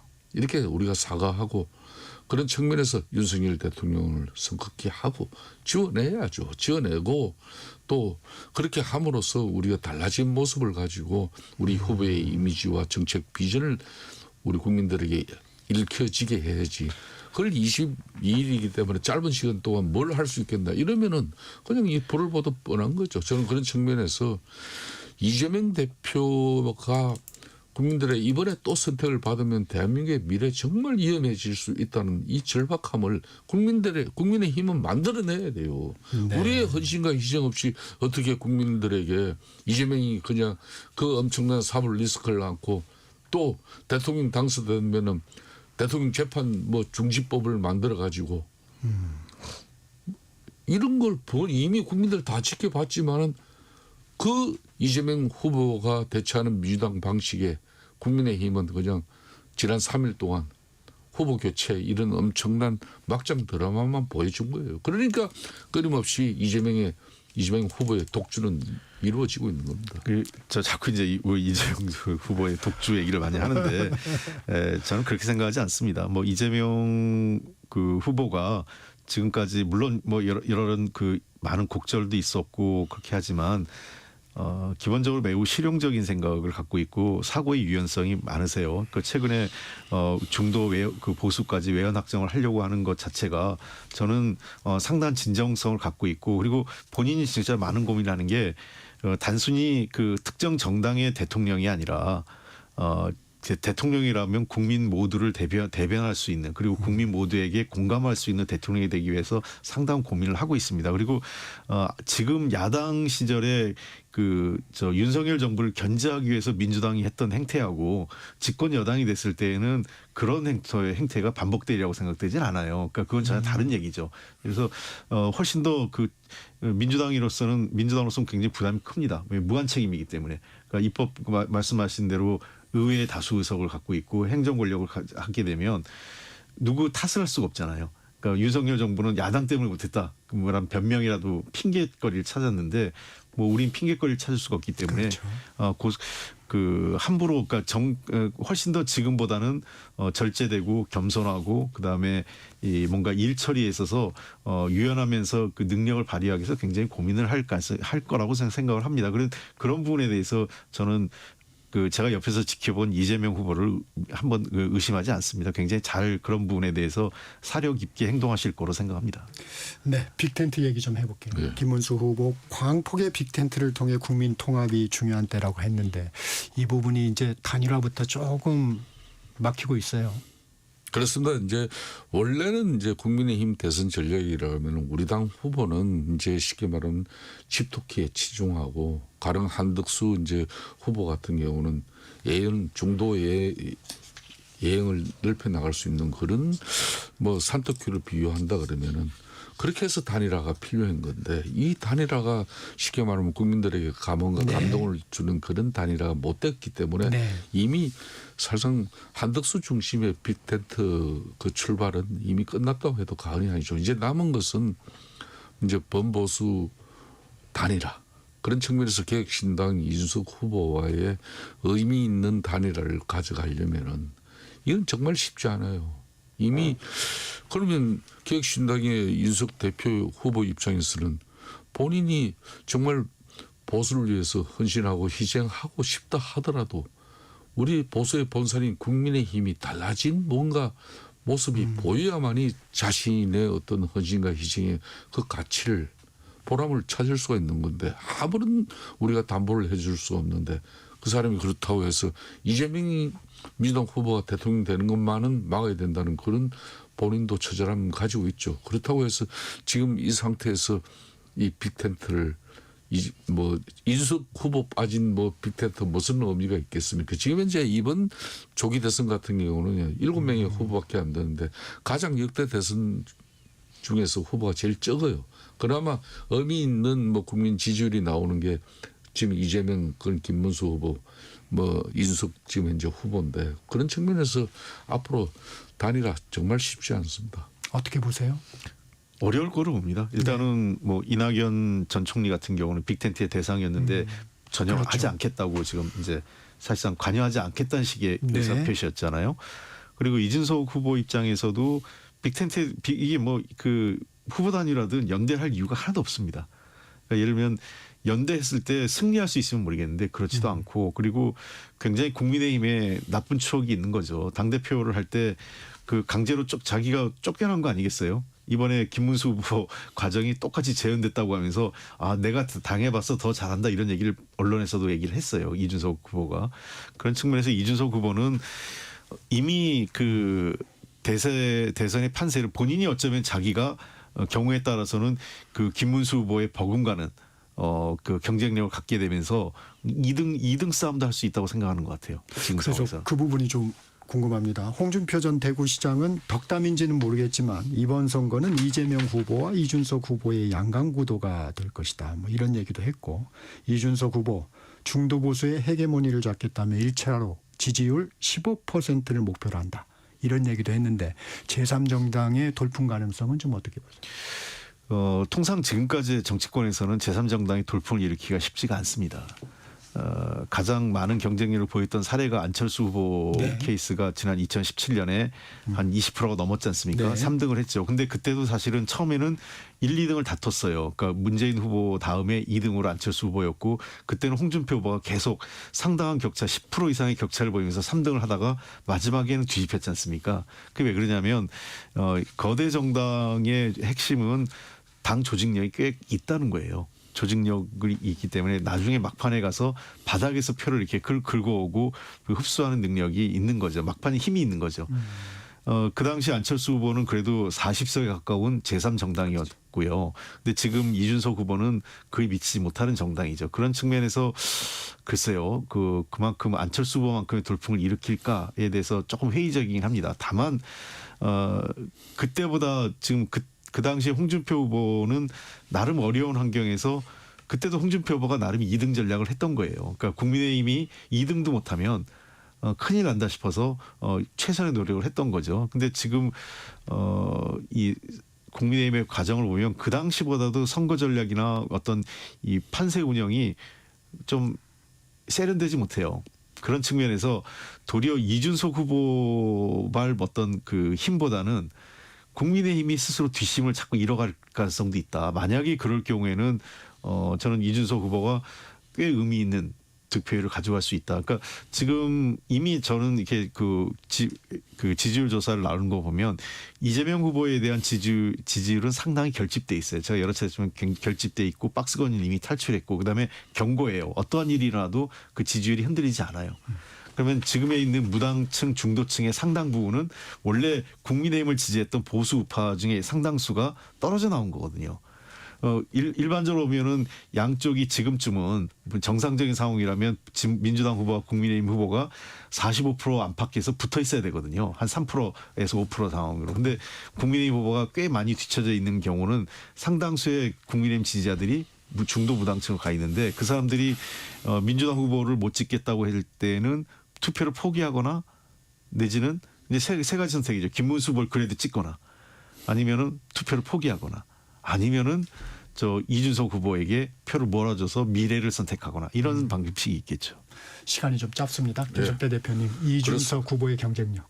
그렇습니다. 이준석 후보 입장에서는 지금 이제 사실상 이준석 후보의 그 지지율이라는 것은 앞으로 이제 유권자들의 선택이라는 것은 그러니까 보수를 실망해서 자식을 선택하는 그 유권자가 더 많을 겁니다. 그런 측면에서 지금은 국민의힘 입장의 대선 전략이라는 것은 이재명을 때리고 공격해서 얻는 그런 실익보다는 우리 자신이 앞으로 건강한 보수로서 자정 노력을 통해서 윤석열 전 대통령의 그런 국정의 오판을 갖다가 어떻게 지워내고 우리가 다시 서는 이 쉽게 말하는 모습을 더 중히 여겨야 된다는 얘기입니다. 그래야만이 유권자들이 우리의 목소리를 조금이라도 들을 수 있는 거죠.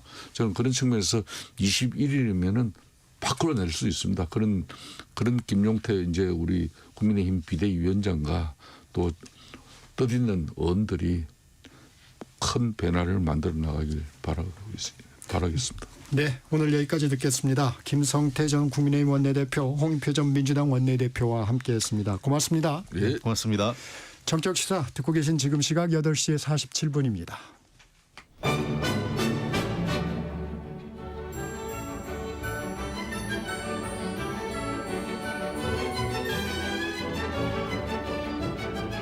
KBS 1라디오 정통 시사 프로그램 정격시사. 정치자의 눈으로 질문하겠습니다. 공정의 가치를 추구합니다. 꼭 필요한 정보를 담겠습니다. 월요일부터 금요일까지 아침 7시 20분에 찾아옵니다.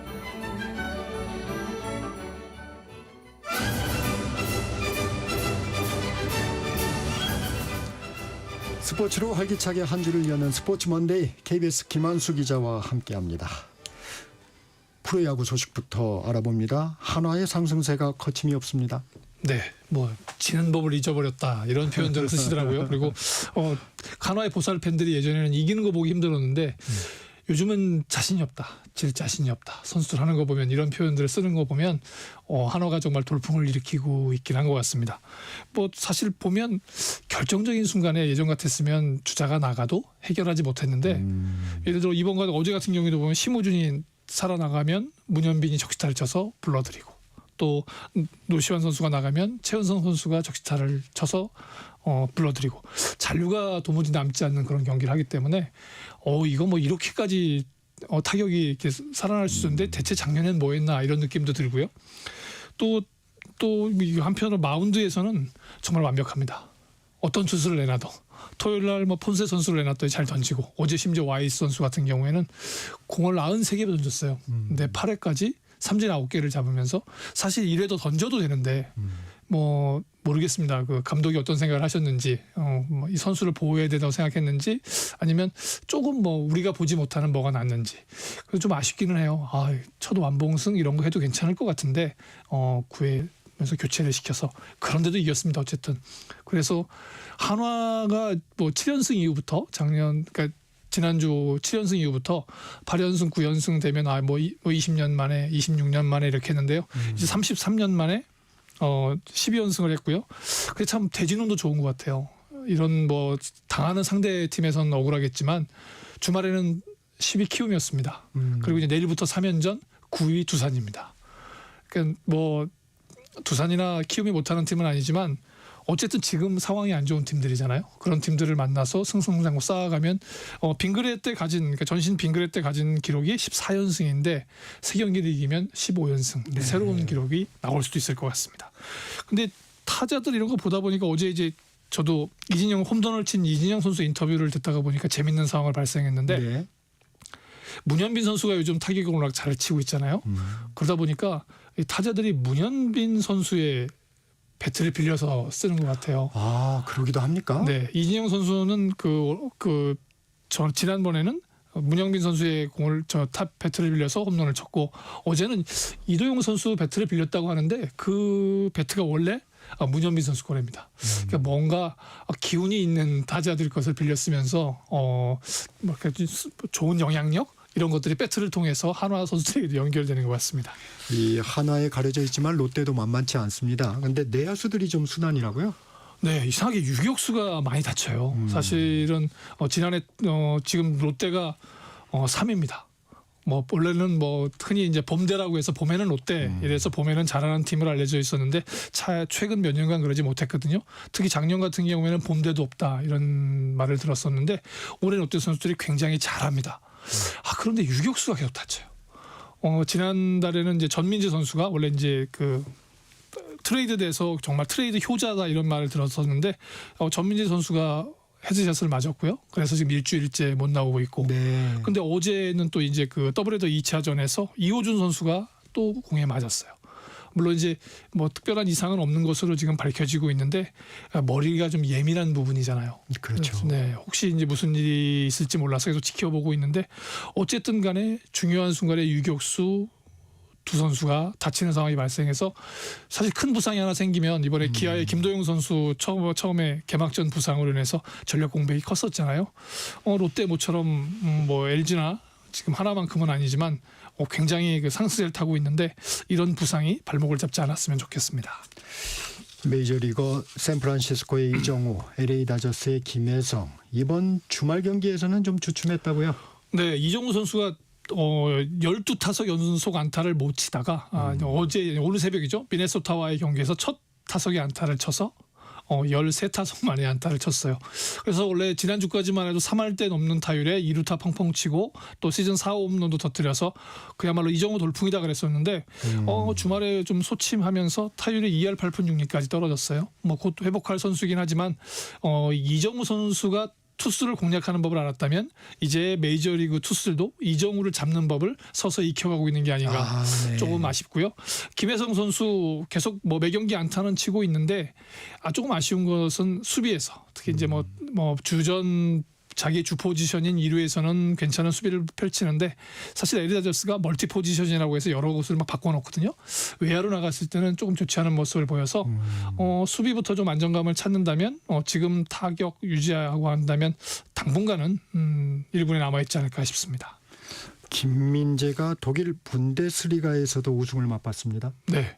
그냥 독일 분데스리가 정규리그 우승을 했거든요. 확정 짓는 순간에 부상 중임에도 불구하고 우승 세레모니에 참석했는데 그동안 이제 부상 때문에 경기를 못 뛰어서 김민재가 이적을 할 것이다. 팀에서 대우를 못 받는다.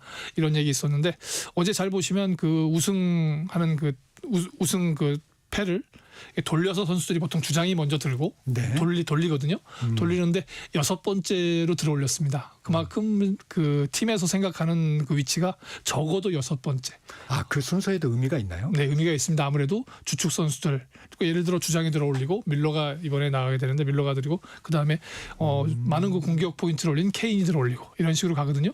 그리고 심지어 물론 뭐 순서 그냥 입장 순서긴 하지만 메달은 케인보다도 한 번 먼저 받았어요. 네. 그리고 이런 것들을 보게 되면 지난 2022-23년 시즌에 세리아 나폴리에서 이탈리아에서 우승했고 이번엔 독일에서 했고 물론 K리그에서도 했고 그러니까 사실 뭐 빅리그를 포함하면 세 곳인데 만약에 프랑스 리그나 지금 얘기가 나오고 있는 잉글랜드 프로축구로 가서 우승을 하게 된다면 우리 선수로는 가장 많은 우승컵을 들어올린 선수가 될 것 같아요. 반면에 이제 우승컵 못 들어올린 선수 손흥민 선수 오늘 8경기 만에 부상을 털고 복귀를 했는데 네. 뭐 큰 활약을 펼치지 못했지만 일단 22일 그 유로파리그 결승전에 출전할 수 있는 가능성을 일단 확보했습니다. 근데 토트넘 상황이 너무 안 좋아요. 시즌 20패를 당했습니다. 역대 가장 많은 패배. 뭐 사실 지난 2003-4년 시즌 때 19패를 당한 적이 있거든요.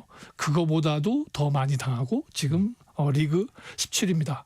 강등권의 팀들이 워낙 잘 못하지 않았다면 잘못하면 강등권에 놓일 위기까지 맞을 뻔했어요. 그러고 보면 손흥민 선수도 이번 부상에서 회복하면서 빨리 좀 분위기를 반전시키고 이왕이면 유로파리그에서 우승을 해서 무관의 제왕이란 이런 표현이 아니라 네. 나도 우승해봤다 이런 느낌을 좀 가졌으면 합니다. K리그 지난해 우승팀 울산이 제주 원정에서 극적인 승리를 거뒀네요. 네. 경기 종료 직전에 페널티킥을 내줘서 2대2 동점이 될 상황이었거든요. 근데 어린이날 그 페널티킥을 막았던 조현우 선수가 어제도 막았습니다. 그래서 팀을 2대1로 승리를 구하면서 리그 2위로 뛰어올랐어요. 물론 이제 1위 대전하고 승점 4점 차이긴 한데 조금만 더 회복한다고 한다면 지난해 우승팀의 자존심 곧 회복할 수 있을 것 같습니다. 프로농구 소식 마지막으로 좀 알아봅니다. 정규리그 1위 SK가 벼랑 끝에서 살아났습니다. 네. 3패까지 몰렸거든요. 보통 1차전 패배하면 우승 내줄 확률 70%, 2차전 패배하면 85%, 3차전 졌으니까 사실상 100% 내줘야 되는데 분위기를 반전시키거든요.